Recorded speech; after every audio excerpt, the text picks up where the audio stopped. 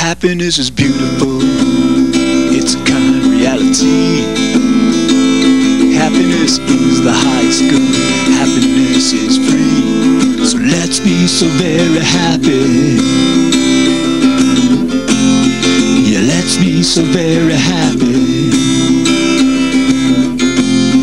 Yeah, let's be so very happy.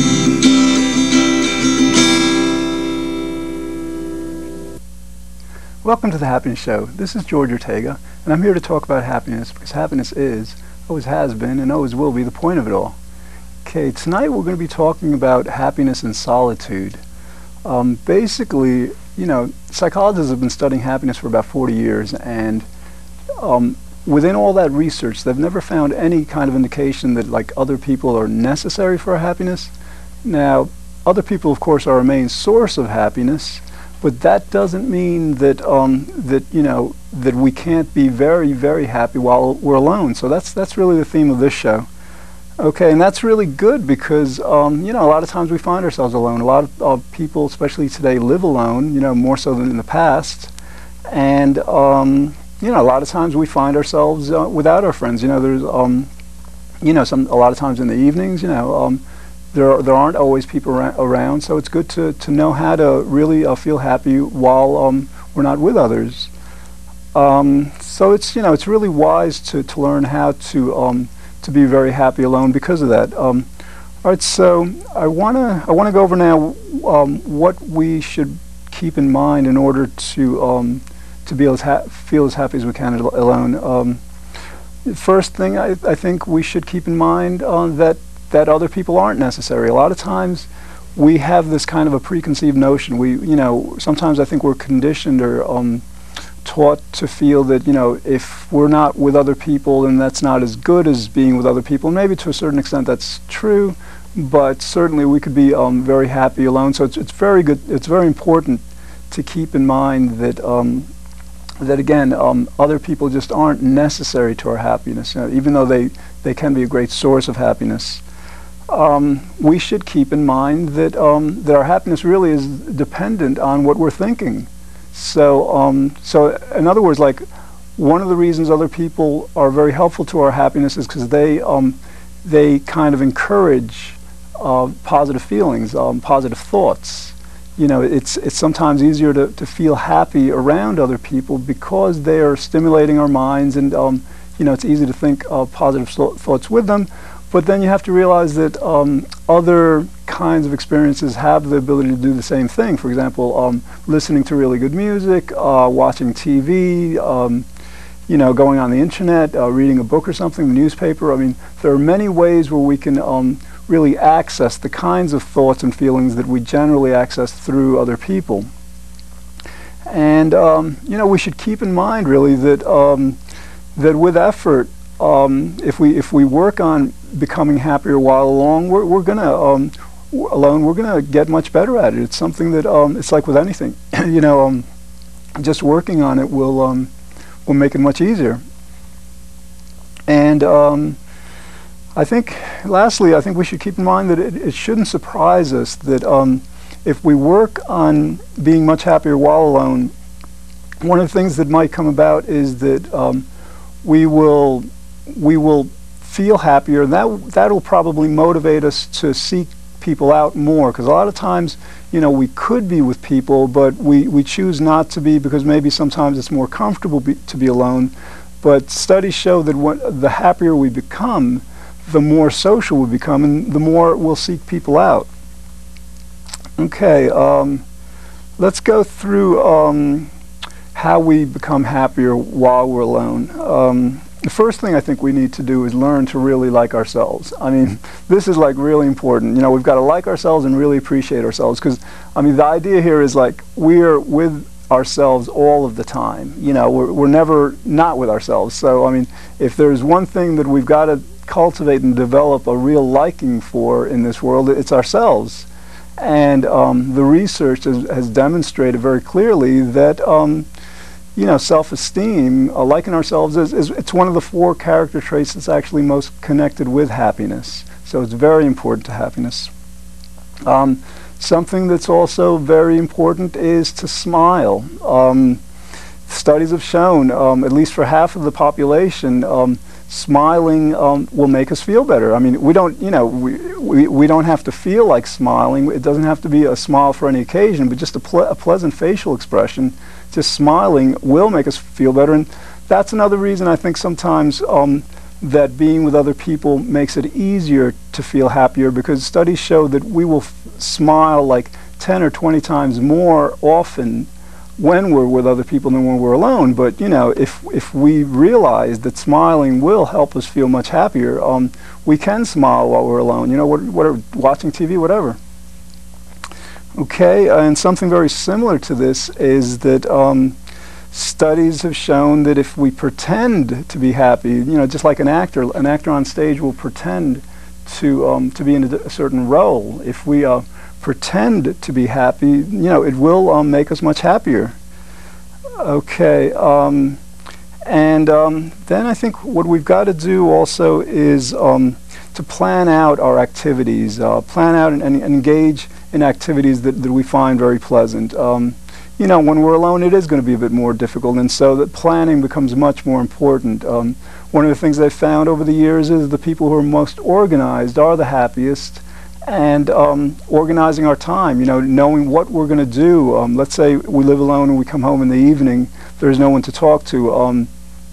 Let's say if there's nothing, let's say we want to watch a show or television, but there's nothing on when we come home that we really want to watch, well, maybe, we should have some videos available, or just, just really planning out, thinking about what to do, and just that, the more we do that, the better we'll get at understanding what we like, what we really enjoy doing, and then practicing and becoming better at it and doing it much more. Okay, something else that'll help us to enjoy our time alone is meditation. I mean, meditation is something great to do alone, because that's something that you generally do alone. I mean, you can do it with groups, but generally it's an activity that you don't need other people for. And it's amazing that the kinds of effects that they've demonstrated through meditation. TM has been studied for about 40 years, and there are like over 500 studies demonstrating the positive effects, not just on the mind but on the body. And now a very popular type of meditation is called mindfulness meditation, where it's just basically really perceiving reality in a non-judgmental manner. And that's also been shown to stimulate our pleasure centers. People who meditate in that fashion have more activity in their left frontal lobe than others. So meditation can be very good at making one feel happier in the present, and also setting up conditions where one becomes happier in the future. Like it sets the mind in a certain with certain thought patterns that continue when the meditation is over. Okay, and we this is we have to create goals that don't require others. Naturally, if others aren't around, we've got to have goals that we can do ourselves, and they don't have to exclude others. Like, we could do a lot of good work. We could write people letters. We could work on things that will eventually present to others. There are a lot of kinds of activities that we can do alone, but actually have others as part of the goal of it, or part of the process. And I guess something very similar to that is, like, in our world there are virtual people. It's like a virtual reality, the media and the internet. For example, with television. I mean, television is our most popular leisure activity. Most people spend at least 25 hours a week watching TV, and sometimes, while it's not good to watch TV too much, it can be very pleasant, if you're selective in terms of what shows you watch. Radio also. Radio is really good because, they have a lot of shows now that are actually interactive. So, I mean, you have a DJ talking about a topic, whether it's politics or something else, and, you can call in and talk, and or it's just, it's very interesting and enjoyable to just listen to people on those shows talking. It's really kind of like being with others in a very very active way, in a sense, without having to have others present directly. And let's see, music is another thing. I mean, music has been demonstrated to raise one's level of happiness. You listen to 10 minutes of really pleasant music, you'll end up feeling much happier. That's been demonstrated for years. So you know, when we find ourselves alone, music is a wonderful thing to really make us feel completely satisfied, because you know, that's really the key. You know, other people pretty much are very valuable to our happiness because they make it easier to feel happier. And if we have other ways that substitute for other people being around, that's just as good. Again, books, you know, especially novels. Novels are the #1 form of literature, most popular form of literature, and that again, that draws people into our lives without people having to be there. You read stories, you identify with the characters, you vicariously enjoy what they're doing. And then, like, also like on the internet's really good, because with the internet there are chat rooms. I mean, chat rooms are the best. I mean, you know, if you're good with a computer, if you're type pretty decently, you can communicate with people all over the world. I mean, that's an amazing way to be alone but still stay connected to a lot of people. And I think that there are actually even websites now that allow you to talk into a microphone, and so that you can actually talk to other people, you know, strangers from all parts of the world through the computer. Another form of computer interaction with other people is news groups. News groups are these forums where basically people write articles. I mean, there are news groups about anything. They're about music, politics, religion, philosophy, psychology, anything you can think of, there's a news group about, and people write articles and respond and back and forth. And a lot of times that's good, because if you want to meet new people that have your similar interest, you log on to those websites, you write an article or respond to one, and a lot of times you can really have good communication with people, even like emailing each other out, you know, once you gain a certain familiarity with each other. Okay, I'm going to do a song now, a song I wrote, and it's about, like, you know, it's called Everywhere. It's about, like, you know, when we're alone, it's like we can still find pleasure and wonderful feelings. All right, so this song is called Everywhere. Okay.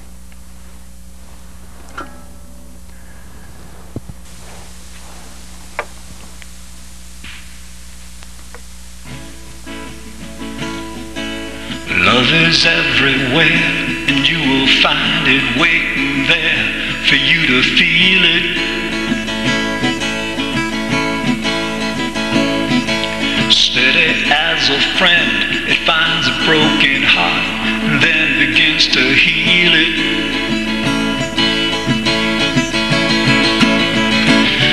If you meet it halfway there, it bows, and with a tender kiss to seal it. And you find yourself again back in a world where love is everywhere.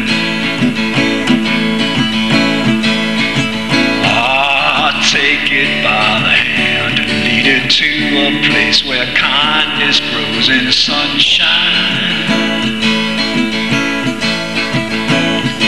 and gentle smiles like flowers bloom in gardens that you'll find most anywhere.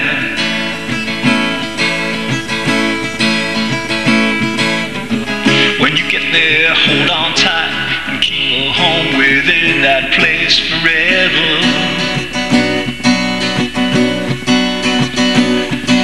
Forever you will find yourself within a place where love is everywhere.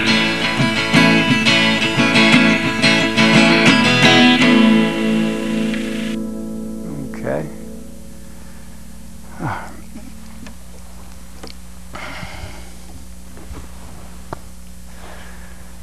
All right. So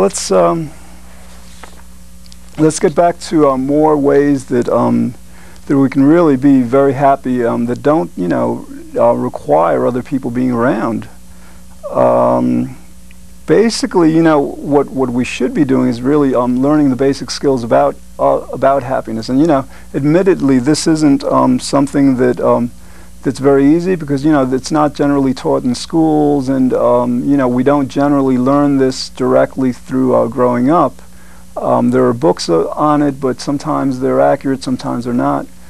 But you know, there are some books, and and just thinking about it, just thinking what makes you happy, and just valuing happiness, and considering it like the most important part of your life, because it really is. I mean, everything pretty much that we do is intended to make us happy, and it just makes a lot of sense to devote time to really being good at that, becoming good at that.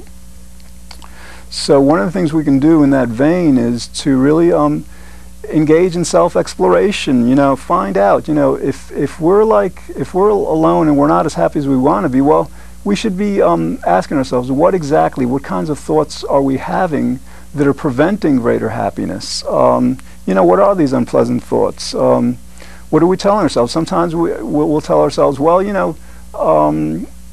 if we might say, well, if I'm not around other people, that's a reflection on me. That means that other people don't want to be with me and stuff like that. A lot of times we just create reasons that aren't necessarily true, or even if they are true to whatever extent, they're just not.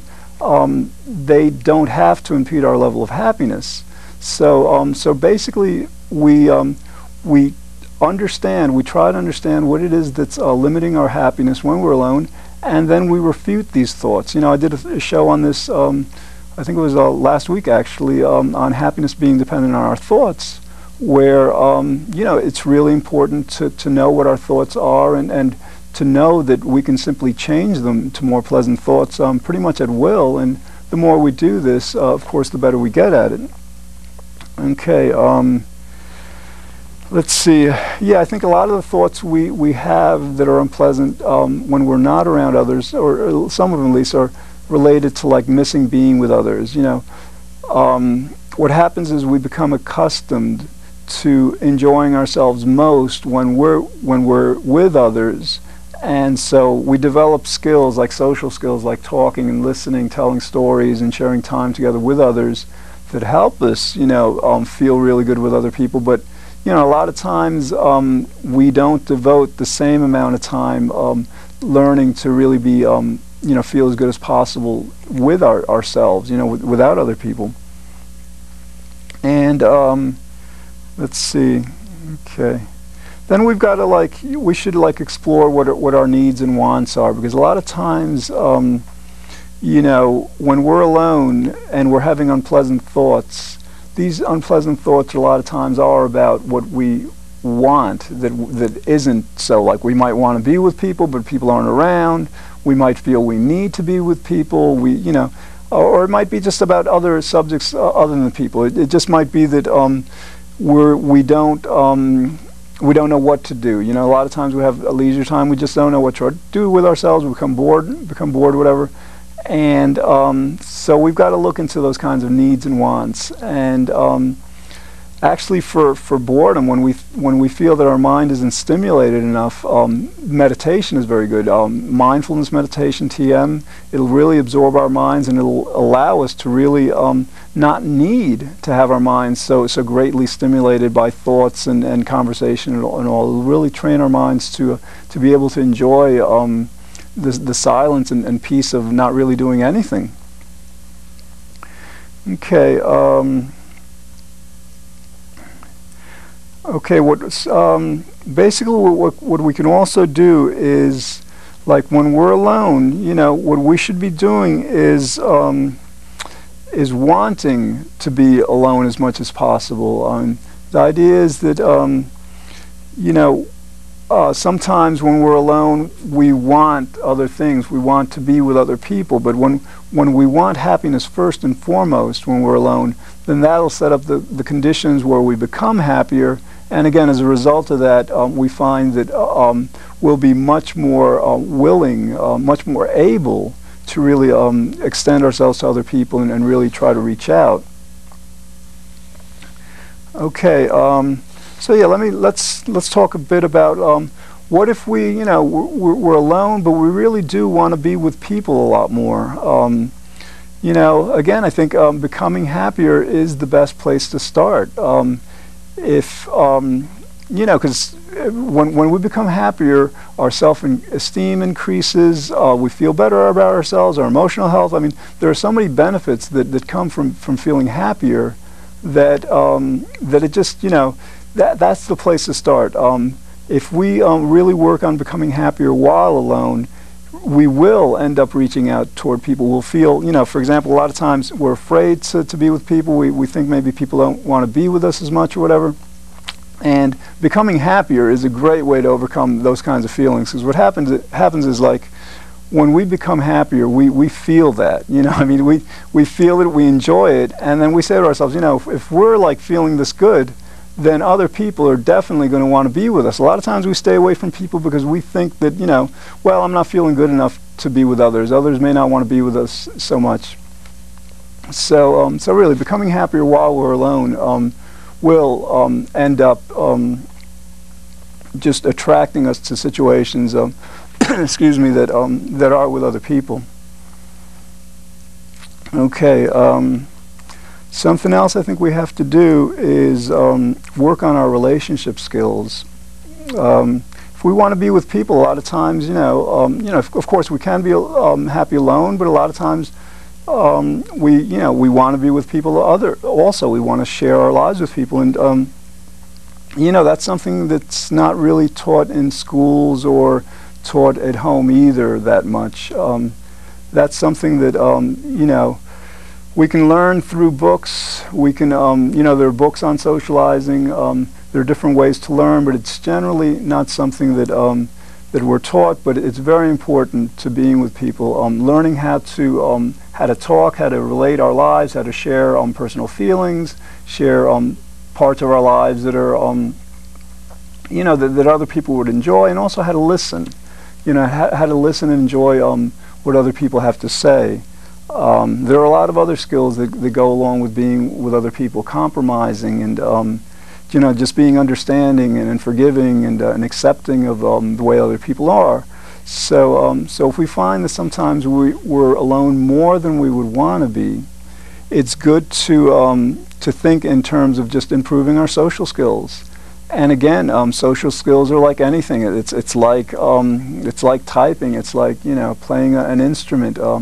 The more we think about it and the more we work on it, the better we'll get at it. So naturally, and the better we get at it, I mean, people sense which other people are the most fun to be around. If you develop certain kinds of skills that people find very enjoyable and relaxing, you're going to attract a lot of people. So that'll make it much easier to be in the company of people much more than otherwise. And along with that, I think, is the importance of taking risks.